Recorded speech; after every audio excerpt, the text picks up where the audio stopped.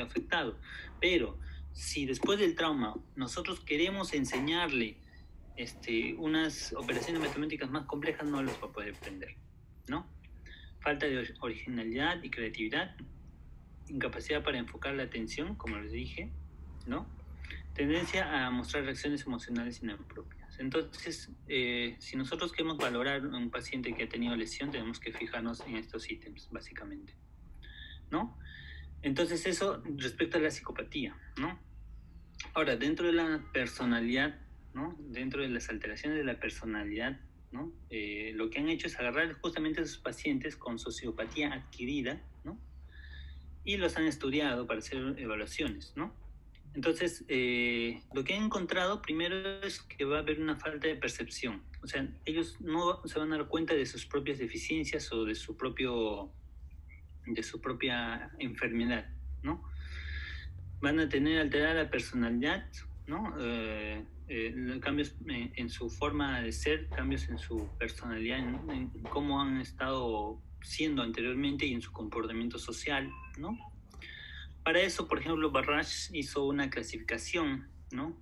En este caso ha hecho como una encuesta, ¿no? De 30 caracteres, porque no se lo puede calificar solamente a él.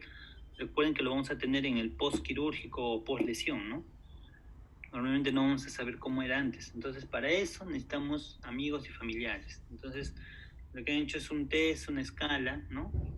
Con 30 preguntas o caracteres respondidos por amigos y familiares, ¿no? Del pre y del post. Entonces, de acuerdo a eso ya se hace la evaluación de los cambios de personalidad, por ejemplo, ¿no? Alteraciones en la toma de decisiones, sí. Estos pacientes van a tener alteradas estas tomas de decisiones, ¿no? Como le había mencionado, lo de hacer un negocio con un socio que no era confiable, ¿no? Entonces, para esto, por ejemplo, se presentó una cartilla, ¿no? Hay una cartilla, ¿no? Y hay un experimento, por ejemplo, un ejemplo característico para esto, que era que los pacientes con este tipo de lesión normalmente no tenían remordimiento a sacrificar algo por un bien mayor, ¿no? El mismo ejemplo, ¿no? Él quería invertir, pero con las ganas de ganar más, ¿no? Y por eso es que hacen un ejemplo, por ejemplo, un dilema moral que se le presenta a estos pacientes, es que se le pregunta si sofocarían un bebé que está llorando para evitar que un grupo de personas sea descubierto y sea asesinado por soldados enemigos, ¿no? Entonces muchas personas llegan a pensar qué harían, cuál sería el bien común. En cambio, muchos de ellos no lo piensan y de frente ahogan al bebé, ¿no? Entonces, este tipo de decisiones no solamente se reflejan en él, sino en sus toma de decisiones en la vida diaria, ¿no? Y también en los los test que tienen malas tomas de decisiones. Y justamente uno de esos test es el Lower Gambling Task, ¿no? Entonces, ¿qué es esto? Este test es una forma de evaluar con cartillas, donde presentan 4 grupos de cartillas, 2 rojas y 2 azules, ¿no? Entonces, las rojas implican alto riesgo, pero alta ganancia, ¿no? Alto riesgo, alta ganancia. Y las azules implican bajo riesgo y baja ganancia o moderada ganancia, ¿no? Entonces, los pacientes por ejemplo acá, pacientes saludables, acá el de abajo primero, vamos a ver que muchos de ellos, ¿no? Por ejemplo, escogen a 20 pacientes, ¿no? Entonces, al inicio, muchos de ellos pueden escoger la que tiene alto riesgo y alta ganancia, pensando en ganar. Pero poco a poco, en la segunda vuelta, son menos los que escogen, porque saben que las penalizaciones son más. Y al final, todos van cambiando, viendo ya que la cartilla roja es mucho peor, viendo ya, todos van cambiando y al final todos escogen las cartillas azules, es decir, optan por ganar poco a poco, con riesgos menores, ¿no? En cambio, en los pacientes con lesiones del lóbulo ventral medial, se dan cuenta de eso, pero la siguen escogiendo, toman esa mala decisión. Por ejemplo, acá, arriba, ¿no? Primero, ganan 100, pierden 0, ¿no? Ganan 100, pierden 250. Ganan 100, pierden 250. Y así van perdiendo. Y acá, ganan 100 y al final pierden 1250. Entonces, las ganancias son peores. Y aún sabiendo eso, siguen apostando por el rojo. En cambio, el celeste nos dice que van ganando poco a poco. Mira, acá gana solamente $50, pero va ganando. Entonces, ese es uno de los tests que nos indica que también está alterada la toma de decisiones en estos pacientes, ¿no? Bueno, eso es todo, doctor. Síndromes prefrontales. David, muy bien tu exposición amplia. Y como podemos ver acá, la patología del lóbulo frontal es una patología muy compleja, porque es muy complejo el cerebro humano que lo ha hecho ser el mamífero dominante sobre el globo terrestre. Y eso es reflejo de la evolución de cientos de miles de años, ¿no? De experiencias vividas, traumatizantes, placenteras también. Y otra vez volver a lo que es la clínica del médico. Nosotros no somos neurocirujanos en sí, somos médicos. Y como médicos tenemos que tener el dominio de la medicina, que es un arte. Y la semiología es parte de este arte que ha terminado complicando aún más el conocimiento, sobre todo de la neurología, la neuropsicología. Por eso no hace muchos años e incluso hasta ahora existe una sociedad de neurología, neurocirugía y psiquiatría como una sociedad científica que reúne a la parte estructural, la parte funcional y la parte emocional o psicológica, ¿no es así? Porque ¿qué somos? Somos una unidad anatómica, una unidad social, una unidad espiritual que tiene pues todo tipo de variantes, ¿no? En cada persona. Entonces la semiología, volviendo a lo que decía hace un momento, hizo que un gran epónimo de nuestra medicina, que es Babinski, Joseph Babinski, fue el que inmortalizó el signo que más se cita en la medicina, que es el signo de Babinski. Y él lo hizo sentándose, como dicen, de espaldas a la cara del paciente y estimulando la planta del pie. Y logró establecer un síndrome de tipo piramidal, como sabemos, ¿no es así? Pero la semiología no solamente ha sido Babinski, ha sido tantos otros, Broca, así, Wernicke, el mismo estudioso Brodmann, Rasmussen, que son aquellos que han dado lugar a que entendamos mejor. Y ahora, con la imagenología, que es la tractografía, ¿no es así? Hay un hermoso artículo que se llama Occipital Frontal Fasciculus, descrito por un rumano, ¿no? El Occipital Frontal Fasciculus es el que conecta todas las neuronas de la corteza cerebral. Y cuando vemos una lesión focalizada, esta va a verse afectada focalmente en el lugar de la lesión, pero a distancia también, porque las conexiones, por ejemplo, del cíngulo que acaba de hablar David, son parte de ¿qué? Del circuito de Papet, ¿no es así? El circuito de la furia que empieza en el lóbulo temporal, en el hipocampo, y termina otra vez regresando a través del cíngulo, otra vez en el hipocampo, pero tiene conexiones con el fascículo frontal, que da justamente las alteraciones en la conducta de las personas. Entonces, ¿qué es lo que hay que hacer ahora para evitar que un grupo importante de generaciones tenga una alteración de todo esto que la humanidad logró conquistar? Que está como hardware, pero lo que le faltaría a esta generación que está sufriendo el COVID sería el software. ¿Y cuál es el software? Es la socialización.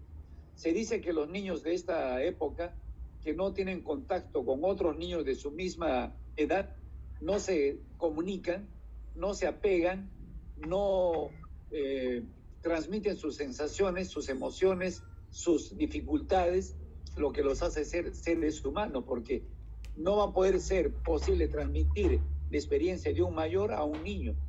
Y entonces, el COVID va a traer también un problema de tipo funcional frontal superior en el futuro, por lo cual Ya la escuela francesa ahora está tratando de volver rápidamente a los colegios para que los niños no pierdan esa capacidad que teniendo un hardware, es decir, teniendo las neuronas, los tractos, etcétera, pero no tienen el software. ¿Qué es el software? Es lo que nosotros logramos durante la vida diaria, la socialización, la interrelación humana, de deseos, de experiencias, etcétera. Entonces, fíjense, tanto el síndrome frontal como el síndrome prefrontal, este último más complejo por la profundidad de la relación personal, emocional de una persona, hace que sea más difícil de comprender. Pero como cuando les digo siempre, cuando tenemos un paciente que tiene un tumor frontal, debemos hacerle pruebas neuropsicológicas para no volver a que en el consultorio, a la hora de la consulta, en el control postoperatorio, ya vaya al psicólogo, ya vaya al neurólogo, cuando el médico tiene que entender la razón de la falla de su respuesta neurológica o neuropsicológica. Yo siempre refiero a todas las promociones que veo ya, que son 7 u 8 que están pasando por nuestra experiencia como docente, es a un paciente que operé acá, un paciente de nombre Werner, procedente de Cerro de Pasco, con un tumor del tercer ventrículo, y que tuvimos que hacerle un acceso de tipo transcalloso, ¿no es así? Por la única parte que uno violentar el cuerpo calloso. Pero con la manipulación, evidentemente tuvo luego repercusión de tipo emocional, ¿no? Porque el lóbulo frontal de todas maneras fue comprometido. Un señor que amaba entrañablemente a su niña, después de la cirugía no quería ni verla, por el contrario la tenía como relegada en un segundo plano, ¿no? Lo cual puede explicar todo lo que acaba de explicar, lo que acaba de exponer David, y que me parece muy, muy interesante, ¿no? Bueno, todos los test que tenemos son propios de los psicólogos, ¿no? Los neurólogos, pero no podemos dejar de conocer y no podemos dejar de entender entonces por qué hay tantas fallas después de operar un tumor del lóbulo frontal, del surco olfatorio, una hemorragia frontal, una contusión hemorrágica, un TEC. Un TEC es, como dice Brian Jennett, sigue siendo la patología que siempre enseñará al neurocirujano. Si leemos bien a Brian Jennett, el que estableció la escala de coma de Glasgow, ese hombre dice, ¿no?, que el traumatismo encefalocraniano será la patología que siga haciendo comprender lo que ha sido la evolución del cerebro en el ser humano. Bueno, hasta aquí mi comentario. En realidad preguntas demasiado complejas, ¿no?, para decirles puntualmente, por ejemplo, qué quisiera saber respecto de una falla cognitiva, que ya le explicó con profundidad David. ¿Alguien quiere intervenir? El doctor Sandro está operando con Rodolfo y con Baltasar. Alexander, sí. No, doctor, solamente decirle que, bueno, sí, es un poco complejo de entender. De verdad, muchos artículos hablan de diferentes formas, ¿no? Pero, a veces he tratado de sintetizarlo un poco con ejemplos simples para que podamos tener una idea general de lo que habla cada síndrome, ¿no? Sí, muy bien. ¿Alguien quiere intervenir? Alfonso Vite dice acá, buena exposición, pero quiero escucharlo. A ver, Alfonso Vite, de algo. Buenas tardes. No, bueno, ha sido un resumen muy didáctico, está bueno, ¿no? A ver, de repente quería preguntarle, hay un término que siempre utilizamos en nosotros, ¿no? Pues colocamos al paciente como bradipsíquico, ¿no? Eso es algo de lo que está explicando dentro de la apatía, bulimia, o abulia, que diga, o es un término aparte. Creo que expresa en general de una manera muy extensa a todo aquello que compromete la relación del paciente con su medio, con su entorno, ¿no? Está bradipsíquico, no quiere hablar, se expresa menos, su lenguaje está inapropiadamente fluido como antes, no interrelaciona con las personas, y uno lo toma como bradisíquico, que a veces se confunde con el término de que está con déficit intelectual, ¿no?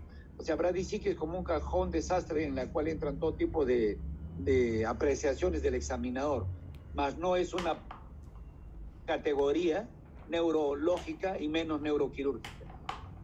¿Qué dice David? Sí, doctor. En realidad, cuando decimos bradisíquico, es muy inespecífico, ¿no? O sea, puede haber un montón de cosas que engloban ese término. Desde, por ejemplo, un trastorno de conciencia leve, ¿no? Que obviamente no te va a responder preguntas, ¿no? Y si lo hace de manera muy lenta, trastornos hidroelectrolíticos, etcétera, ¿no? Pero acá, como menciona, si hablamos de abulia, ¿no? Tiene que ser normalmente relacionada a una lesión a nivel frontal medial, ¿no? O sea, si tienes un paciente que tiene un TEC y ves una lesión, una contusión frontal medial y ves que no habla o está alterado, entonces sí puedes calificarlo como abulia, ¿no? O como apático, ¿no?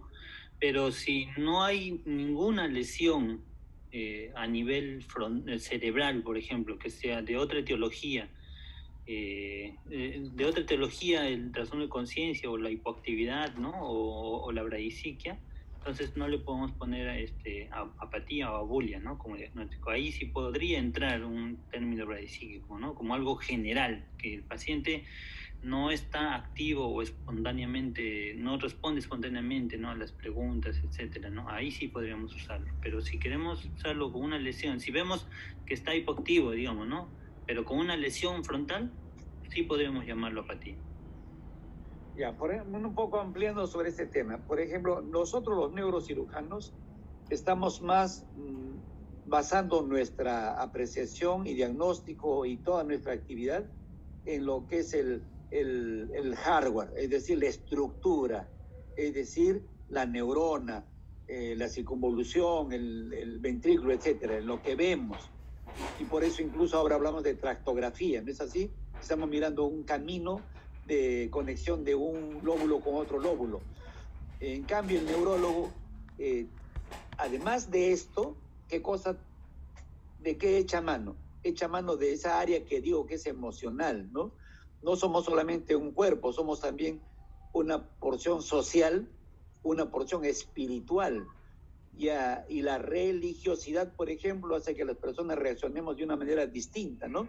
Entonces, nosotros vemos más el cuerpo, la estructura, la tomografía, resonancia magnética, tractografía, ¿no? Espectroscopía, todo aquello que refleje ver la parte del cerebro que está íntegra o está afectada. Y por último, terminamos hasta con lesión axonal difusa. Tenemos hasta eso, decimos, ¿no? Cuando no logramos entender todo, o la explicación de un paciente tequeado que ha conmocionado su cerebro, pero que no tiene lesión de tipo hemorrágica, por ejemplo, tiene, sin embargo, una respuesta neurológica que solamente puede catalogarse como lesión axonal difusa.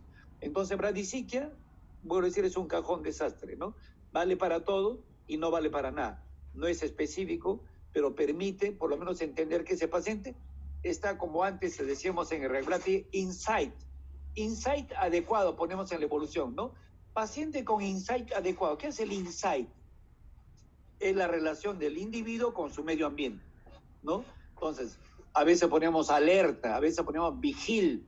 Esas palabras no se están utilizando tanto ahora porque el Glasgow más es una medida fáctica de medición. Medimos 3 parámetros en el Glasgow y con eso queremos reflejar cómo está el paciente, y no es verdad. El Glasgow solamente refleja aspectos estructurales, más no aspectos de tipo neuropsicológicos, ¿no? Emocionales. Entonces, para decir que es demasiado amplio, como digo, cajón desastre, vale para todo. Nadie te va a criticar si dice que el paciente está bradisíquico y el día de, oye, pero no está bradisíquico, está abúlico, está viendo todo, pero está bradisíquico también, ¿no? O sea, vale para todos. No tiene una especificidad. ¿Qué dices, Alfonso? ¿Estás contento? ¿Satisface tu pregunta? Ya, gracias por la explicación.